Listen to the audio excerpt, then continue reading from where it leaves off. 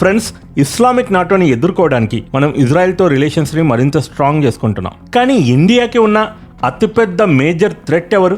China. 1962లో ఇదే చైనాతో భారత్ చిత్తుగా ఓడిపోయింది. అఫ్కోర్స్ మొన్న జరిగినటువంటి గాల్వాన్ ఇన్సిడెంట్లో ఇది ఒకప్పటి భారత్ కాదు, నయా భారత్ అని చైనాకి మనం గట్టిగానే ఆన్సర్ ఇచ్చాం. ఆ క్షణమే చైనా ఈగో ఘోరంగా దెబ్బతింది. ఎంత ఘోరంగా అంటే భారత్ని నలువైపులా చుట్టుముట్టడానికి అనేక పన్నాగాలు పన్నుతోంది. ఇక్కడ మ్యాప్ ఒకసారి గమనించండి. మయన్మార్లో కాక్ప్యూ పోర్ట్, కోకో ఐలాండ్స్, సగైంగ్ డివిజన్ వీటన్నింటిలో కూడా చైనా తిష్ట వేసింది. బంగ్లాదేశ్లో కనుక చూసుకుంటే తీస్తా రివర్ ప్రాజెక్టుని లాక్కుంటుంది. చిట్టగాంగ్ పోర్ట్, పెక్వాలో కూడా చైనా తిష్ట వేసింది. ఇక శ్రీలంక విషయానికి వస్తే హంబన్టోట పోర్టుని ఎప్పుడో కబ్జా చేసింది. అదే 100 సంవత్సరాలకి లీజ్కి తీసుకుంది. హంబన్టోట పోర్టులో చైనాకి ఏంటి పని? భారత్పై నిఘా పెట్టడానికి. కొలంబో పోర్ట్ సిటీలో కూడా చైనా ఇన్వెస్ట్ చేసింది. ఇక మాల్దీవుల్లో ఇహావాన్ ఐలాండ్, ఫైదు ఫినోల్ ఐలాండ్, పాకిస్తాన్లో గ్వాదార్ పోర్ట్, ఆఫ్రికాలో Djibouti which is Chinese first official overseas military base, కంబోడియాలో రియామ్ నావల్ బేస్, థాయిలాండ్లో క్రకెనాల్ ప్రాజెక్ట్.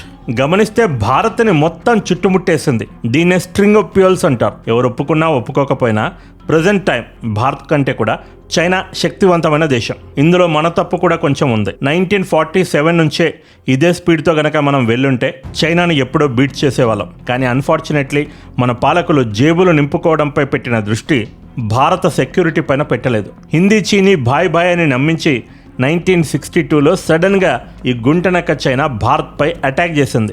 ఇప్పటికీ చైనా తన దాదాగిరిని కంటిన్యూ చేస్తూనే ఉంది. మన అక్సై చీని లాక్కుంది. అరుణాచల్ ప్రదేశ్ నాదే అంటూ పదే క్లెయిమ్ చేస్తుంది. కేవలం భారత్ పైన దీని దాదాగిరి కాదండి. చైనాను ఆనుకుని ఉన్నటువంటి, చైనాని ఆనుకోకుండా దూరంగా ఉన్నటువంటి అనేక దేశాలతో దీనికి గిల్లి కజ్జాలున్నాయి. రష్యాతో కూడా దీనికి విభేదాలున్నాయి. రష్యాతో అవసరం ఉంది కాబట్టి అడ్జస్ట్ అవుతుంది. రష్యాకు కూడా చైనాతో అవసరం ఉంది కాబట్టి అడ్జస్ట్ అవుతుంది. లేదంటే చైనా లాంటి దేశంతో ఏ ఒక్కరు కూడా ఫ్రెండ్షిప్ చేయరు. అది ఒక గుంటనక్క దేశం, దుర్మార్గపు దేశం.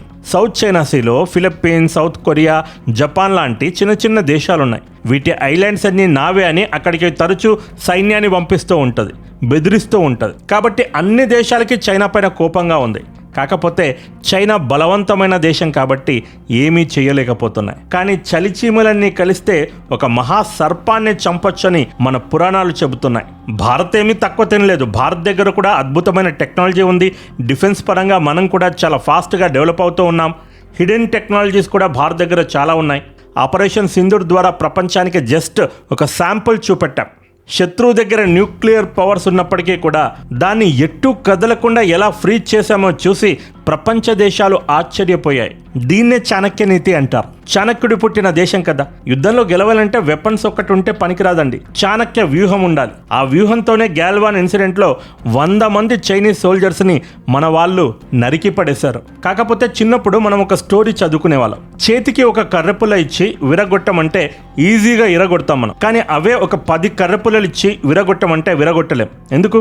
అదే కర్రపుల్ల అంతకుముందు విరగొట్టేశావు, కానీ ఇప్పుడు ఎందుకు విరగొట్టలేకపోతున్నావు? ఎందుకంటే అవి మిగతా 9 కర్రపుల్లలతో కలిసింది, దాని బలం పెరిగింది. సేమ్ అలాగే భారత్ లైక్ మైండెడ్ దేశాలతో మెల్లిమెల్లిగా కలుస్తూ ఉంది. డిఫెన్స్ డీళ్లు కుదుర్చుకుంటూ ఉంది. అలాంటి ఒక డీల్ 2 రోజుల క్రితం జరిగింది. జపాన్ డిఫెన్స్ మినిస్టర్ భారత్ వచ్చి ఒక ఒప్పందాన్ని కుదుర్చుకున్నారు. ఈ ఒప్పందం మామూలు ఒప్పందం కాదు. ఈ ఒప్పందం ద్వారా చైనాని అడికత్తెరలో పోకచెక్కలా ఇరికించవచ్చు. ఈ ఒప్పందం ఫుల్ డీటెయిల్స్ బయటకు రాగానే చైనా గిలగిలా కొట్టుకుంటోంది. ఈ ఒప్పందం ఏంటి? దీనివల్ల భారత బలం ఎలా పెరగనుంది? భారత్, జపాన్లు కలిసి చైనాకి ఎలా చెక్ పెట్టనున్నారు?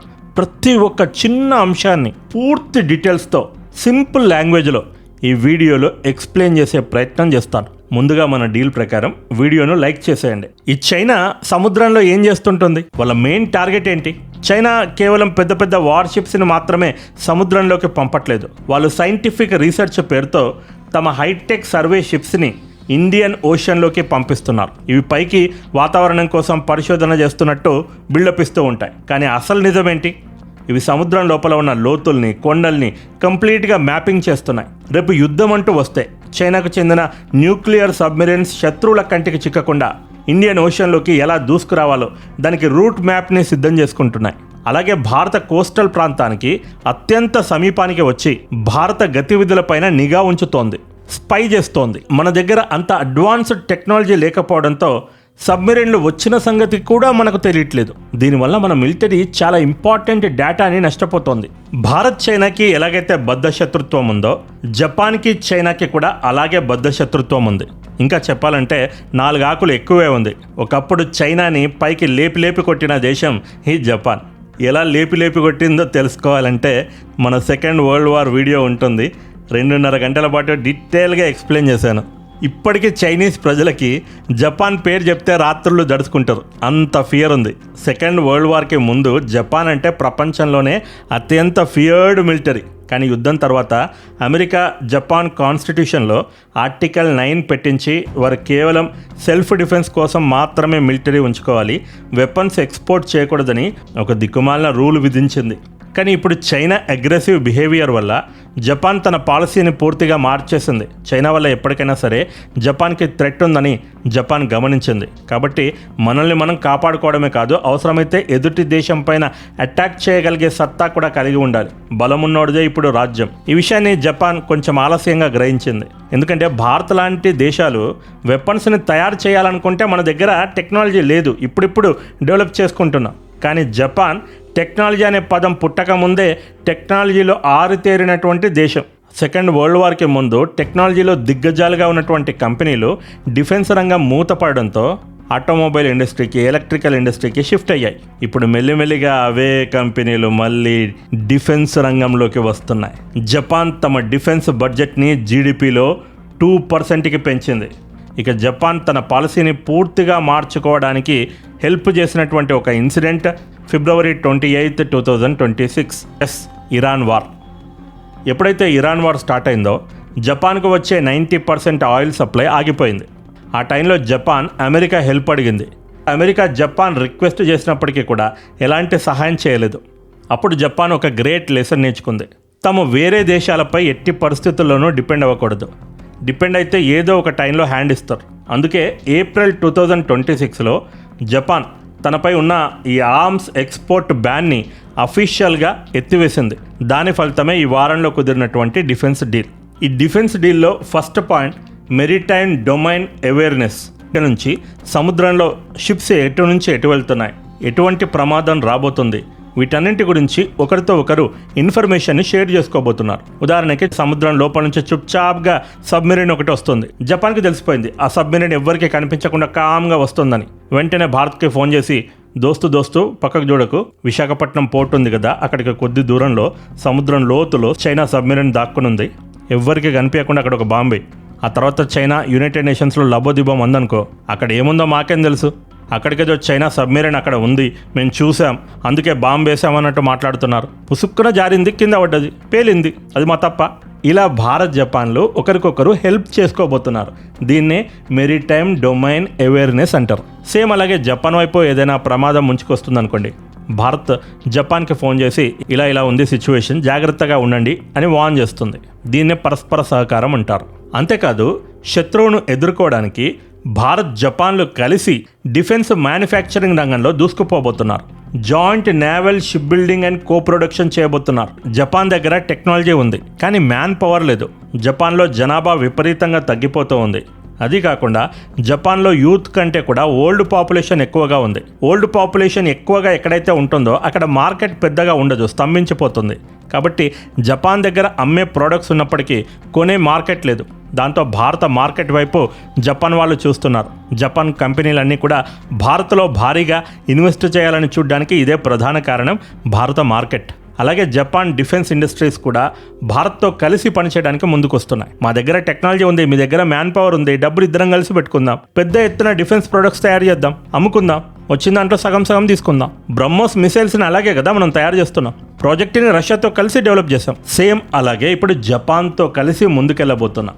ఇందులో భాగంగా ఇక్కడ చూడండి, ఈ మెగామిక్ క్లాస్ స్టీల్త్ ఫ్రిగేట్ని మనం జపాన్తో కలిసి తయారు చేయబోతున్నాం. ఇది 5,500 టన్నుల బరువు ఉంటుంది.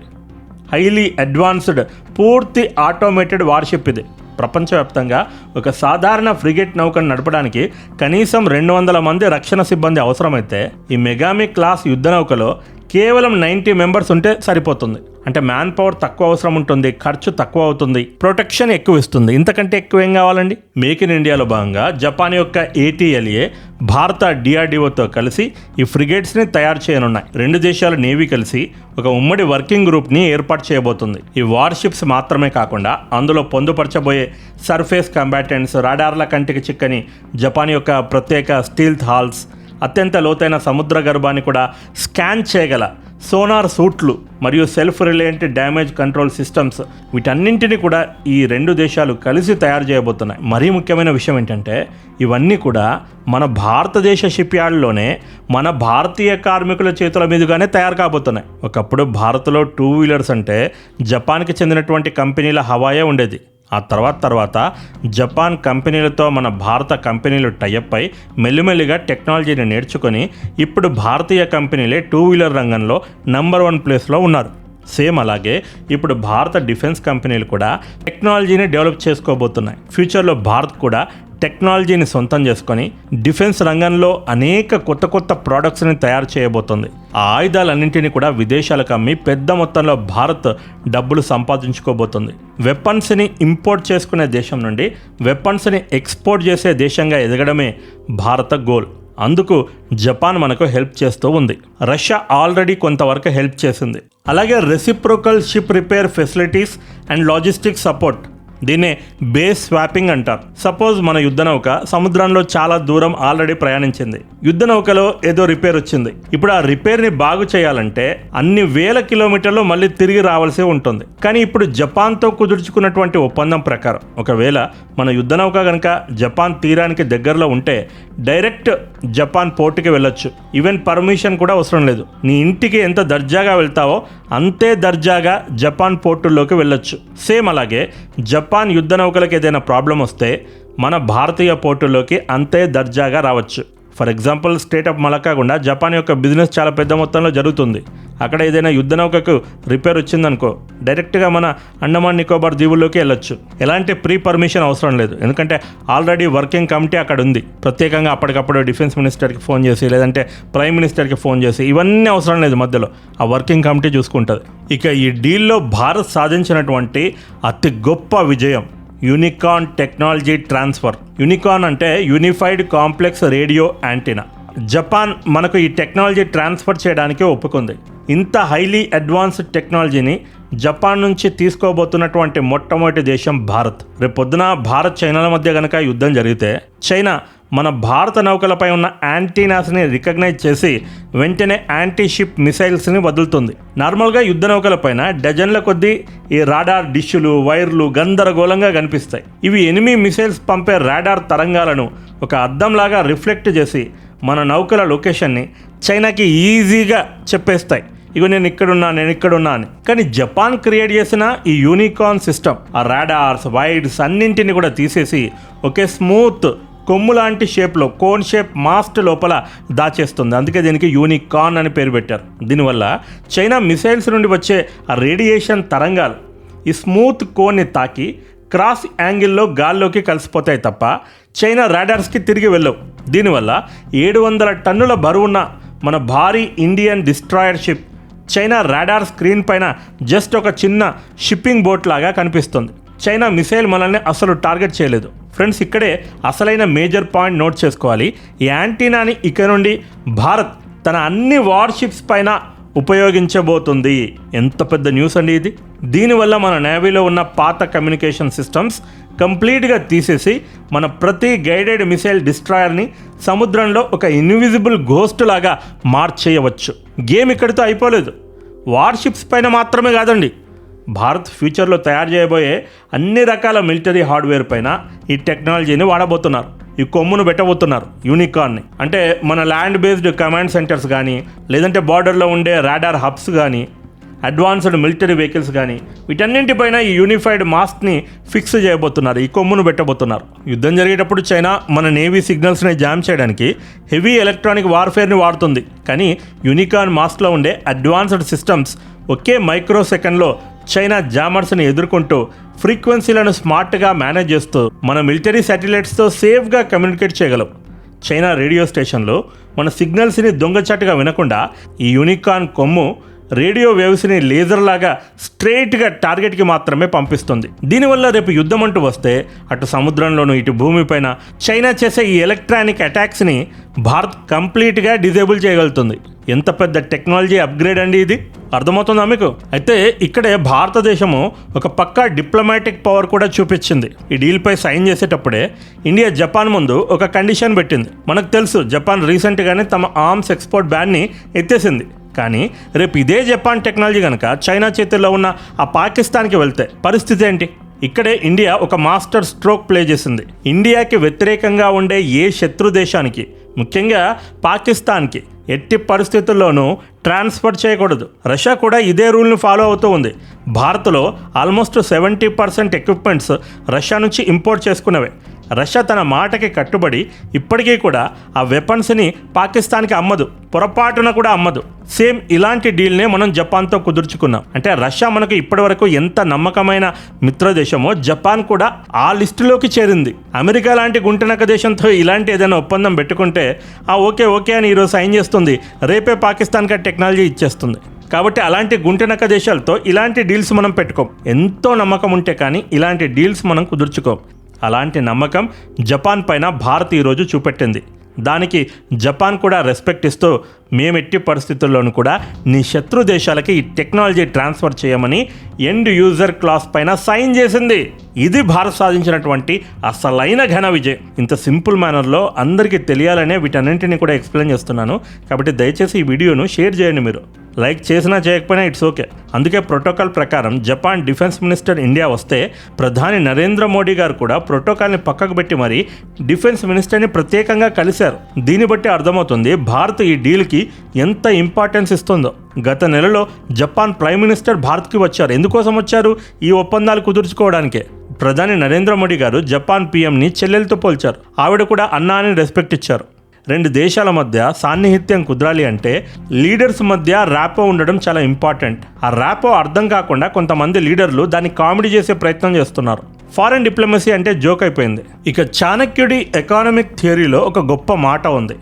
శత్రువు కోటను యుద్ధంలో గెలవడానికంటే ముందు వాడి ఎకానమీ, వాడి ఆర్థిక సామ్రాజ్యాన్ని ముందు నీ వైపు తిప్పుకోవాలి. వాడు అసలు ఫైట్ చేయకుండానే దివాలా తీసేలా చేయాలి. భారత్ ఇప్పుడు అదే పని చేస్తోంది. ప్రస్తుతం గ్లోబల్ సప్లై చైన్లో జరుగుతున్నటువంటి బిగ్గెస్ట్ చేంజ్ ఇదే. దీన్నే వరల్డ్ కంట్రీస్ చైనా +1 స్ట్రాటజీ అని పిలుస్తున్నాయి. చైనా యొక్క ఫ్రాడ్ పాలసీల వల్ల గ్లోబల్ టాప్ కంపెనీలన్నీ చైనా నుండి ఎగ్జిట్ అయిపోతున్నాయి. మరి ఆ ప్లేస్ని రిప్లేస్ చేయగల ఏకైక గ్లోబల్ పవర్ హౌస్ ఎవరు? నిస్సందేహంగా భారతదేశం. మన దేశంలో ప్రస్తుతం బిల్డ్ చేస్తున్న మెగా సెమీ కండక్టర్ ప్లాంట్లలో మెజారిటీ ఇన్వెస్ట్మెంట్లన్నీ జపాన్ నుంచే వస్తున్నాయండి. తన డిఫెన్స్ అండ్ టెక్నాలజీ ఫ్యూచర్ని భారతదేశంతో లింక్ చేస్తుంది జపాన్. రేపు వరల్డ్ వాడబోయే ప్రతి ఆధునిక డిజిటల్ ఆయుధం వెనక భారత్ జపాన్ జాయింట్ ముద్ర ఉంటుంది. ఆల్ మార్కెట్ లాగైతే ఉంటుందో అలా జపాన్ భారత్ ముద్ర ఉండబోతుంది. అటు డిఫెన్స్ రంగాన్ని ఇటు టెక్నాలజీ రంగాన్ని ఈ రెండు దేశాలు ఏలబోతున్నాయి. చెప్పాను కదా, ఒక 10 కర్రలు కలిస్తే వాటిని విరవడం చాలా కష్టమవుతుంది. అలా లైక్ మైండెడ్ కంట్రీస్ అన్నీ కూడా కలుస్తున్నాయి. అమెరికా, చైనా ఇలాంటి అగ్రరాజ్యాల్ని చటాక్ దేశాలాగా పక్కకు పెట్టేస్తున్నాయి. ఒకప్పుడు కోల్డ్ వార్ సమయంలో అయితే అమెరికా వర్గం లేదంటే సోవియట్ వర్గం, ఇలా ప్రపంచం 2 వర్గాలుగా చీలిపోయింది. ఇప్పుడు అమెరికా జాంతానే, రష్యా జాంతానే, చైనా జాంతానే అంటున్నారు. ఎవరికి వాళ్ళే గ్రూపులు ఏర్పరచుకుంటున్నారు. చైనా దౌర్జన్యాన్ని అరికట్టడానికి భారత్ జపాన్లు తీసుకున్నటువంటి ఈ చారిత్రాత్మకమైన డిఫెన్స్ ఒప్పందం పైన మీ అభిప్రాయాలను కింద కామెంట్లో తెలుపగలరు. మీ ఒపీనియన్స్ మ్యాటర్ అండి. తప్పకుండా మీ ఒపీనియన్స్ని కామెంట్ చేయండి.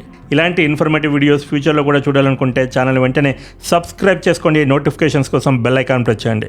ఇది వీడియో. మరో వీడియోతో మళ్ళీ కలుద్దాం. This is Prashant signing off. Bye bye and take care. జై హింద్. వందే మాతరం.